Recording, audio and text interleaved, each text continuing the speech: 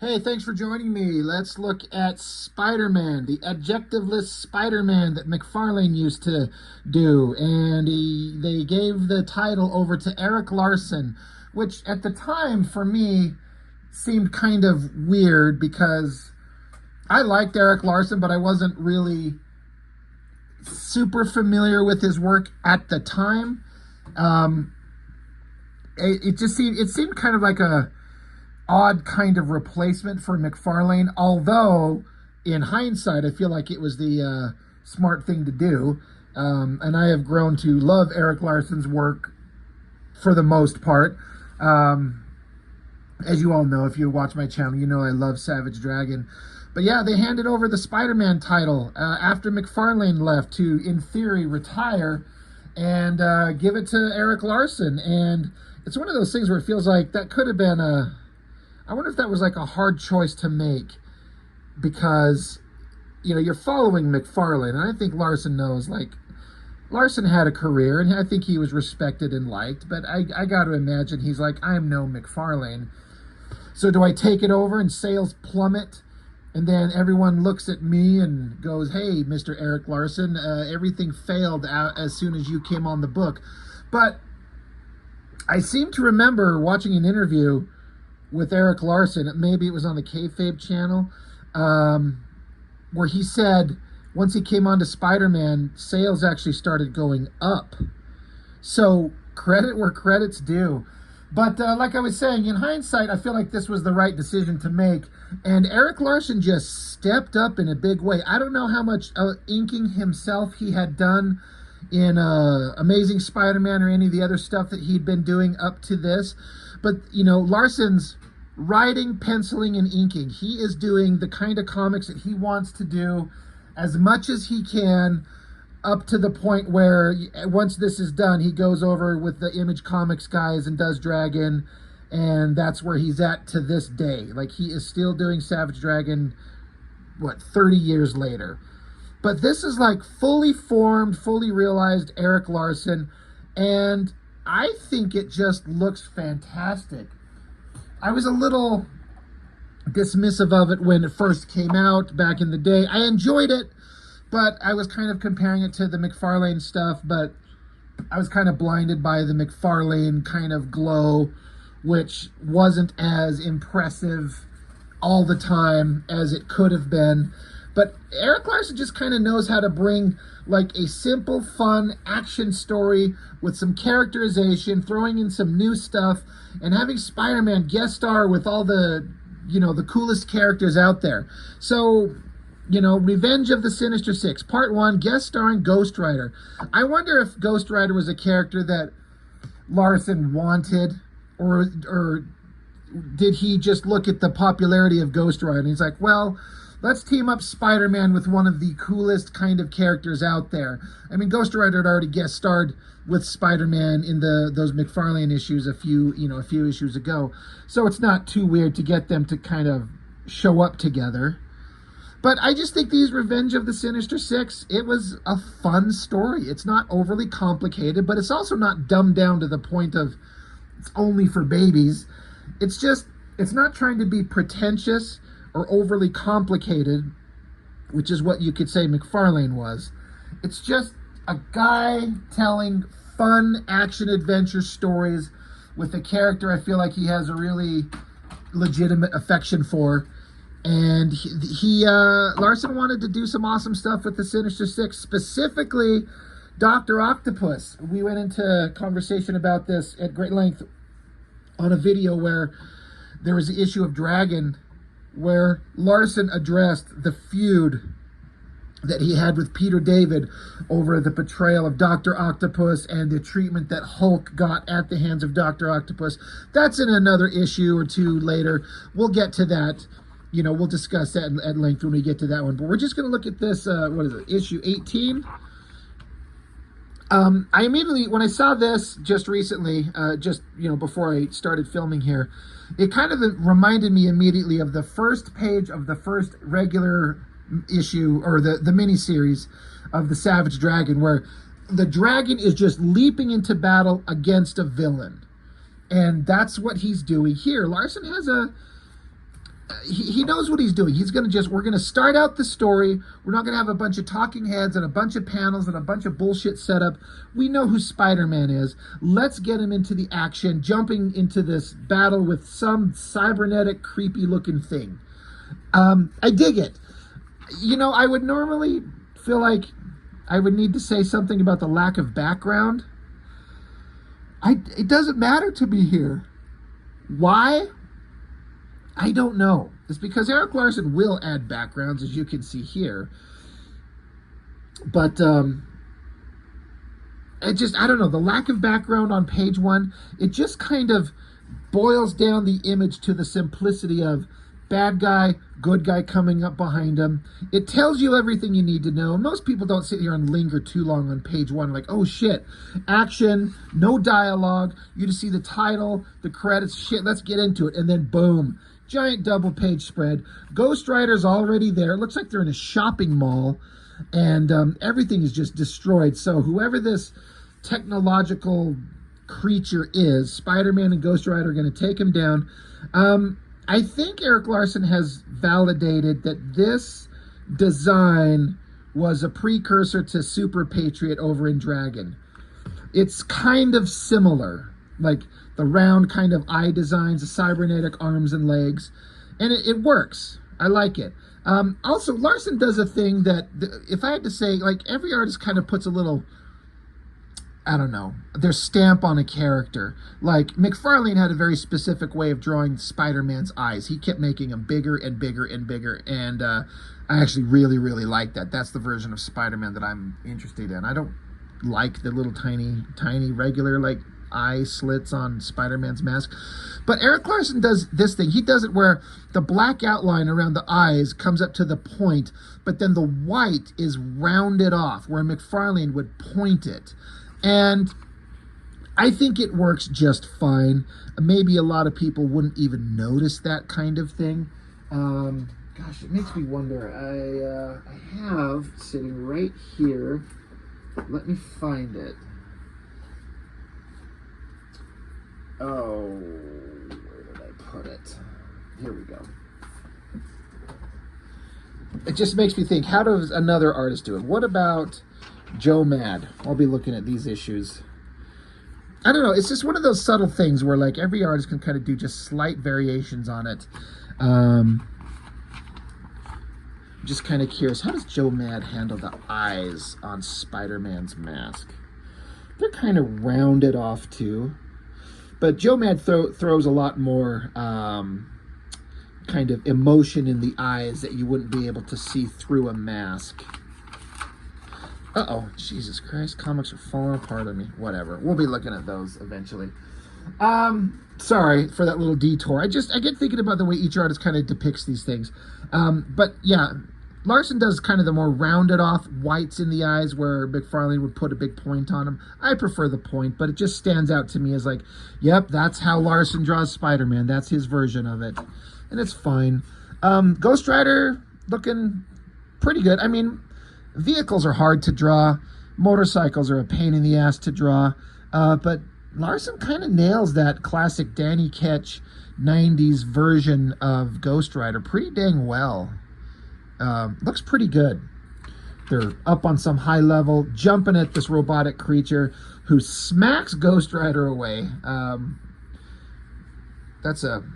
Larsen likes to push the boundaries of kind of weird anatomical flexing of the bodies into, sometimes it's like, I think it's maybe just a little bit too much with the way the leg is kind of coming out there and then the back leg on the other side. But it also reads. But what I like that Erik Larsen does, and I didn't pick this up the first time exactly when I was a kid, but Ghost Rider gets smacked. But through these various panels, these 4 panels, they're kind of a continuing image as Ghost Rider's motorcycle continues riding, and Ghost Rider smacked off it, but the motorcycle goes across the ceiling, down like a column of some type, like a structural column, and then comes back down under Ghost Rider. So as Ghost Rider falls from this impact, he just lands right back on top of his bike. I have not read every issue of Ghost Rider by any stretch, but the ones I have seen, I've never seen something like that before, where the machine is just like it's like attached to him and kind of saves his ass. I mean, it's Ghost Rider. It's not like he's going to die or anything, but it gets him back into the action immediately. I thought that was a neat little kind of gag. Really interesting. I thought that was really fun. Another one of those like weird, like I always kind of talk about, you know, because I and most of my viewers here, we're all kind of familiar with the language of comics. You look at this and you can kind of see what's going on, but I'll bet if I showed this to someone like my roommate, for example, who doesn't read comics, if I were to show her this and ask her to like explain to me what these are, I bet she would have to sit there and stare at it for a minute before she kind of understood that that's Spider-Man's lower body and his legs bent out, and those are his knees. Like, it's one of those like weird anatomical things, kind of like this one up here of Ghost Rider, where Erik Larsen just pushes that anatomy into a really weird place. I know McFarlane would do that, but somehow McFarlane kind of made it look like it worked a little bit better than Larson, in my opinion.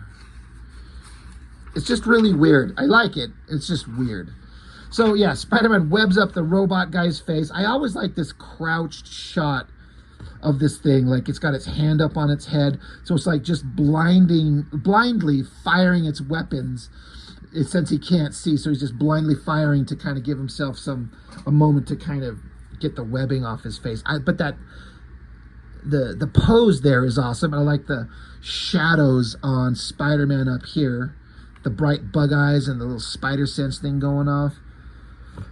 Really cool. And then Robot Guy, I mean, there are these different things going on with his arms. It's kind of hard to discern what's going on in these two panels, honestly. As much as I like Erik Larsen's work, I can't really tell. Like, it's the metallic flexing components of the robotic bad guy, but I can't tell what it's doing. It's just that suddenly in the next panel, he's rocketing away out of his like legs. He's got like rocket boots, but that doesn't really define that in these two panels. Just kind of weird. In fact, it's kind of unnecessary. He's a robot. Just have him blasting off is what I would say. I like the rocket kind of exhaust coming out of the legs of this guy. Spider-Man shoots his webbing up there to get him. And then, boom, another energetic shot of bad guy blasting out of the ceiling. Spider-Man's holding on. And I like that Ghost Rider just rockets out of the building too, jumps off and punches the bad guy right in the face. Really fun, over-the-top shit. This is like a classic punching pose. It looks like something like a layout that Liefeld would do. And I've said this before, I'll repeat it here. One of those things that Liefeld is mostly, most given credit for in his art is the energetic punching action fight scenes. And that's true. But I feel like Erik Larsen does it just as good, if not better. That same kind of energetic fight scenes, Larsen's just as good. Like that Ghost Rider's punching the guy. Spider-Man uses his momentum. This is another good thing that Erik Larsen does. This flexing of the character. You can see that Spider-Man's pulling on his web to project himself up with that leg pointed, that foot angled back. There's a lot of strength and power and motion in that panel. I think that is so well done. That is fantastic. And not a lot of artists can pull that off quite like Erik Larsen. So he pulls himself up, kicks the bad guy, and they continue fighting, punching. I guess they crash down into some kind, well, it's probably a construction site or something like that, because that's where these fights always take place. Yep, they smash down, they bounce off the edge of the building here, and then the guy keeps going, keeps falling. And so they stand up there, and then this building that the bad guy smashed into crumples on top of him, and they kind of just give up the fight. They just kind of like, well, Spider-Man says, I wonder if we'll ever know what that was about. Ghost Rider says, perhaps not, but the important thing is that the menace is over. So I guess they just gave up the fight and let the guy be theoretically dead. Who knows? That is a great shot of Spider-Man. I feel like where have I seen this before? Anyway, it doesn't matter. I like the heavily shadowed. It looks like it's using let me get a good close-up look on it. Yeah, there's like a zipatone done on the shadows on the figure there and then colored in. I like that. I've said this before. I like it when Spider-Man, and McFarlane does this all the time, when Spider-Man's kind of heavily shadowed with just some elements of his red costume showing, those big bright eyes showing. Spider-Man can look pretty menacing when done right. I think that looks great. Ghost Rider's awesome. So, they decide that the battle's over, and, innocents are protected, and they got to go. So Spider-Man is web-slinging, carrying Ghost Rider. And Spider-Man says, drop you off at your bike? And Ghost Rider says, yes. And then we see down here in the rubble, as they take off, that robotic bad guy is lifting up the rubble and just walking off. He's saying something like he's kind of confused and weirded out. But, good job, heroes. You didn't bother to go check to see if it's a living human being, to see if he survived, which he did, and you just took off. We just have to get the story going. I'm not, shitting on Larson's writing, but... And it's kind of funny that they have to, Spider-Man has to drop Ghost Rider off at his bike. Doesn't that bike, did we just establish that thing will just show up anywhere, anytime he wants it? I think it's more of a comedic thing. Like Spider-Man's just zipping around with Ghost Rider. I dig it.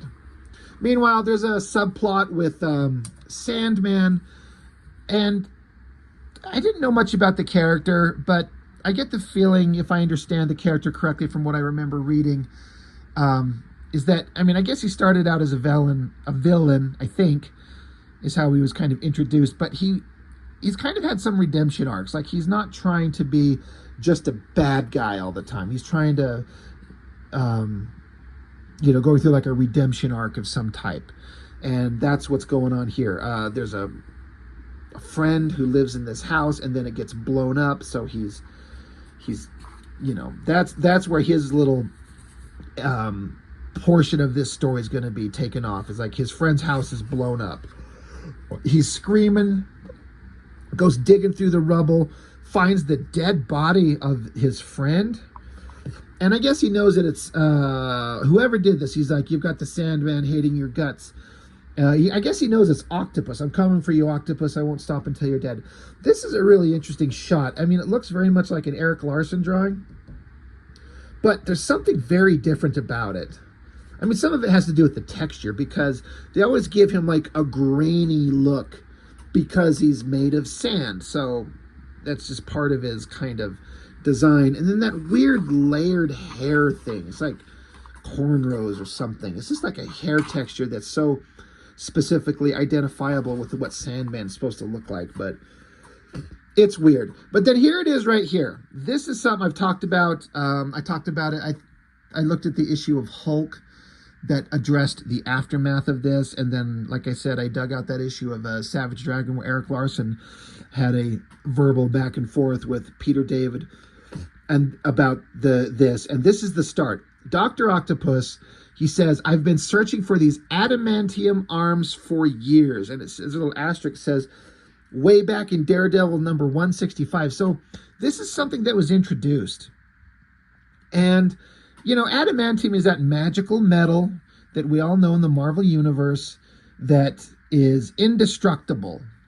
And so it makes sense that if Octopus could have his arms made of that material so they're indestructible and then have a sufficient power source, that's a significant weapon.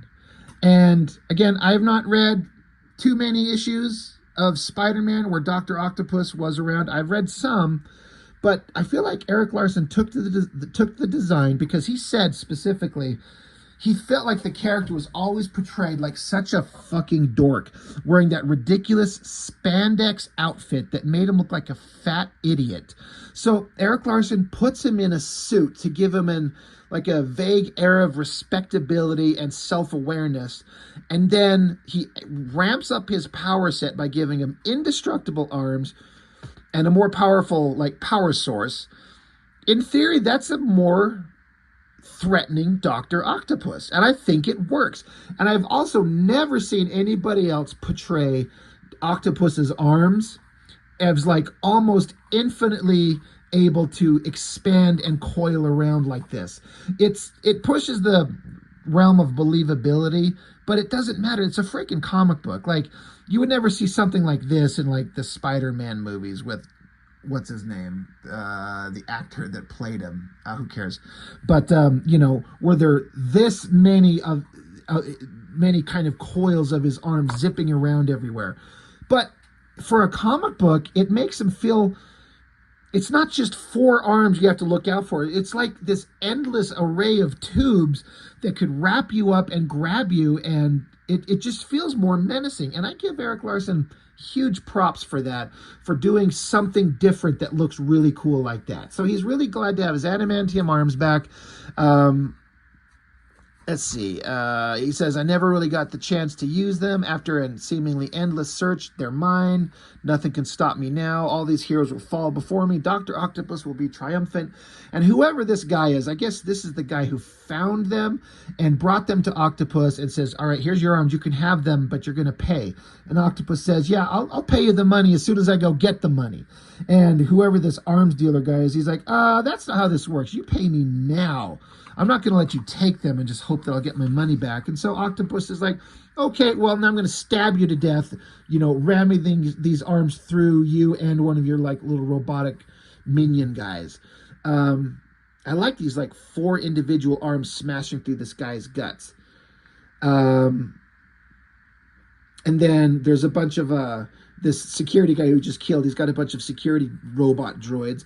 And so Octopus is like, all right, well, I can just test my arms on these things. And so I love this crazy shot of the close-up of his face and the extreme perspective. And again, those freaking arms just everywhere. In that panel there, he's just laying waste to all these robots. It's just, it's displaying that Octopus is a real threat for once, and not just the fat schlub in spandex that get his ass kicked and he's pining for Aunt May. Like, Larson has a point that he's going for. He's making Octopus seem like a real credible threat. I like that. So he's sitting there amidst all the destruction. Let's see. He's like, this is the most powerful I've ever been, but it's not enough. I need men, people underneath me that I can command. And if I'm going to lead a revolt, I'll need weapons. So he grabs all these guns and weapons that are left in this place from the arms dealer guy that he just slaughtered. So he picks up all these guns. He's going to take them. So he's starting, his master plan. And then we get into some, this is something that I think Erik Larsen does really well. We get into some, like, human connection stuff, human story. I'm not saying this doesn't happen in any other comic or any other writer doesn't do it, but Erik Larsen will take the thing that you've seen before and put an interesting spin on it in a way that's something that maybe you've never heard it kind of done this way. And, you got to have some kind of drama between Peter and MJ. First off, artistically, I love the kind of, like, double-page spread, full shot of her ass here, so we get to get the booty shot, and then as she's walking away in the front page, we get the front shot. Looks like it's a zipatone kind of pattern on the leggings that she's wearing. I kind of like it, the big full shots on each side, and then the inset panels on the inside there. It works really well. But basically, because we all know that Mary Jane, she is an aspiring actress, and I don't know how successful she's ever been in the comics. I really don't know. But she's a leading candidate to star in the next Arnold Schwarzenegger movie. And the director thinks that she'd be perfect for that. And Peter Parker's like, oh, that's great. I love a good Schwarzenegger flick. But she's like, well, but there is one thing.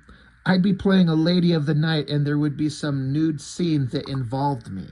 And he's like, oh, I don't know if I'm comfortable with that. Everybody that we know would be familiar with every part of your body. And she's like, I knew it. I knew you'd object to this.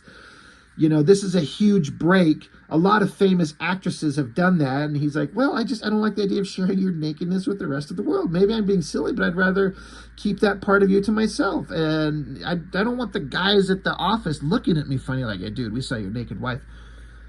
So this feels like a legit conversation. It's not something that is a decision that's necessarily always easily made. If she's an actress going to be in a movie, that's something that's going to come up, but you have to decide, are you going to be comfortable with that? And she's comfortable with it, but is he?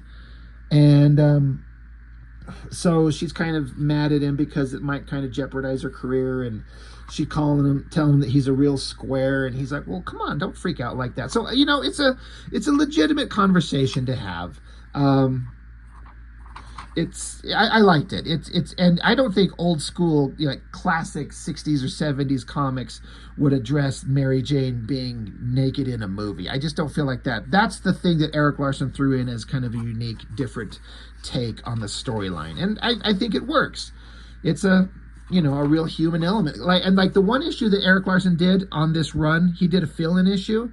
The human story that they did in that one, I've already reviewed it, is that they were talking about having a baby. But what would a baby be like between these two? What's the chance of it being a mutant? And so they get with Beast from X-Men, and amidst a bunch of fighting, they kind of explore the topic. Well, the kid could be stillborn. The kid could be a monster. He could have crazy powers that you never know. The kid be born completely normal. There's just no way to know, but there's a big, huge chance that with your superpowers and the way you got them, you're going to give birth to a little mutant maggot or something like that, and it could be pretty fucked up. And I like that they were discussing that possibility. And so here's a different thing. What would happen if Mary Jane was to be naked in a movie? And I'll be honest, I want to see that movie. Now back to the fun stuff. The Sinister Six is forming, sort of. Sandman's getting back together. We got Vulture, Mysterio, Electro, and the Hobgoblin. And they're talking about how they want to eliminate Dr. Octopus. He betrayed us, and we want to pay him back. And so Sandman's like, look, I don't care about your reasons for wanting revenge. You're criminals, and I've gone straight. But I care about bringing Octopus to justice. And working with you guys, I feel like that's the best opportunity. And so Electro's like, all right, don't worry about it, dude. We got your back. So he's like, all right, we'll get together and we'll figure this out. We'll do this. And then, you know, Sandman goes into the hospital to his buddy who got blown up in the house. I guess this person lived, but just barely. So Sandman's saying, I don't trust those other members of the Sinister Six. I need a backup plan. So who could he possibly go to? Well, cut to another crazy, energetic, weird anatomy, but it's awesome shot of Spider-Man just ripping through the sky at super speeds on his webbing. I think it's crazy, it's weird, and I dig it. I think it looks awesome. I wonder if kids these days would look at this and just find it as interesting as we do, or if they think it's weird. I don't know. Looks great. I always thought the scrawny, bony little ass shot of Spider-Man up here is a little bit overdone, but again, Larson's taking those poses and those proportions, that long, elongated leg, his arms down here. It works. It's weird, but it works. Sandman's down there trying to wave him down like, dude, come on, hey, hold up. So Spider-Man comes down there. It's like, what do you want? And Sandman says, look, members of the Sinister Six who Dr. Octopus betrayed are teaming up to take him down. I'd like you to tag along and make sure they don't double-cross me. Spider-Man's like, I can understand those spandex-clad simpletons going in for that kind of tomfoolery, but what did Roy Orbison's evil twin do to get you so riled up? Sandman says, Ock hurt my friends. I'm going to see that he pays. So, you know, and Spider-Man, you know, said Sandman's gone straight. You know that he'll help the guy in need. So now the members of the Sinister Six, they're all going to go take out Dr. Octopus, like they said. They're trying to sneak up on him. Spider-Man's hanging out in the rafters. They're creeping up. And then Octopus just knows he's there. He says, welcome to my humble abode. I've been expecting you. Have any trouble parking? And they're all like, oh, shit. Whoops. Like, he knows we're coming. This is not a secret. So then, you know, Electro's like, give it up, Octopus. It's all over. And Octopus says, funny, I was just going to say the same thing to you. I actually really like that shot of Octopus's face. I like that because he's got the same kind of characteristics with the ridiculous bowl cut and the stupid glasses and the big fat end of his nose looks like the tip of a dick, like the little micro chin and the double chin and all that stuff. And so Spider-Man's down there just watching, and then his spider sense goes off, and above the rafters, above him, in a skylight above this giant random-ass, cliche warehouse, there's a big, ominous, gigantic shape. Now, what could that be? Well, most of you already know, but we'll leave that for suspense for that one person out there who doesn't know. He's like, oh, spider sense is going off. I'm in big trouble. And it says, next, Big Trouble featuring surprise guest stars galore. So that's the end of issue 1. Boy, not a lot of back matter, it's not full of a bunch of ads and stuff. I like that. Yeah, so Larson's Revenge of the Sinister Six. I dig it. It's a good setup, some good story points, good action, lighthearted humor, serious kind of comic booky drama. It's good stuff. I enjoy it quite a lot, and we'll look at the rest of them, and we'll see how the story goes. But this is something I enjoyed quite a bit. So that's all I've got for now. Thank you for watching. See you next time.